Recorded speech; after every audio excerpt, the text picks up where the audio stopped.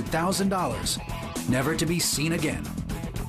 Unsolved crime number 6 is the story of D.B. Cooper. It happened November 24th, 1971.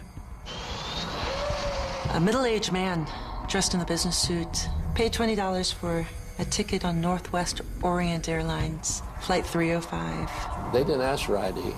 They didn't check your carry-ons or anything. Hijacking was not heard of back in those days. The man boarded the flight in Portland, Oregon.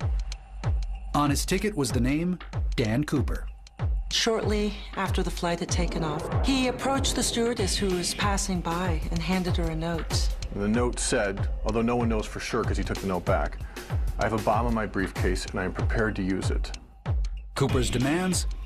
$200,000 in cash and 4 parachutes. FBI and police scrambled to collect 10,000 $20 bills from several area banks. Every serial number was recorded on microfilm. When the plane landed in Seattle, authorities delivered the 21 pounds of cash in a white cotton sack. He does let the passengers go. He keeps all the crew members and he keeps a flight attendant back there with him. Cooper then ordered the pilots to take off and fly to Mexico. He tells them to fly no higher than 10,000 feet, and he tells them to put the flaps of the plane at 15 degrees. He knew that was as slow as the plane could go and as low as it could fly without danger that he would be able to sort of jump. At 8:12 p.m., Cooper opened the back door of the Boeing 727 and jumped into the cold and rainy northwestern night. Had he landed in the trees, he would have survived. Whereas they say, if you landed in water, then you're dead. Some people think that he ended up in the bottom of a river, and that he was there and that someday his skeleton will be found. Police weren't taking any chances. They launched a massive manhunt. After the weather cleared, they centered their search in a remote mountainous area 45 miles north of Portland, Oregon. I believe 600 National Guardsmen were deployed through this pretty mountainous terrain. Nothing is ever found.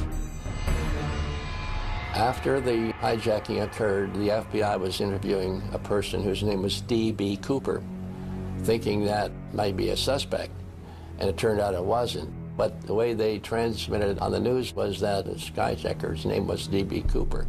D.B. Cooper had vanished.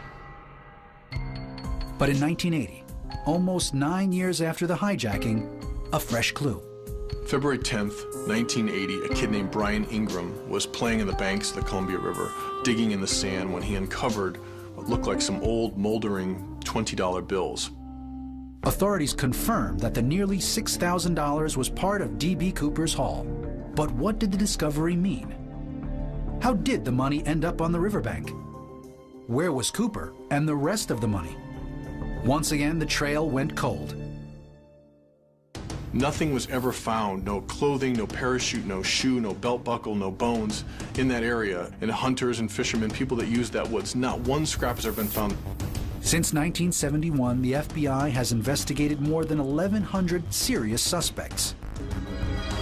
In the meantime, Cooper the felon became Cooper the folk hero. He's a guy who decided he was going to do this one big thing, and he's either going to make a lot of money or die doing it. And I think a lot of people like me like to believe that he survived. To this day, the incident remains the only unsolved hijacking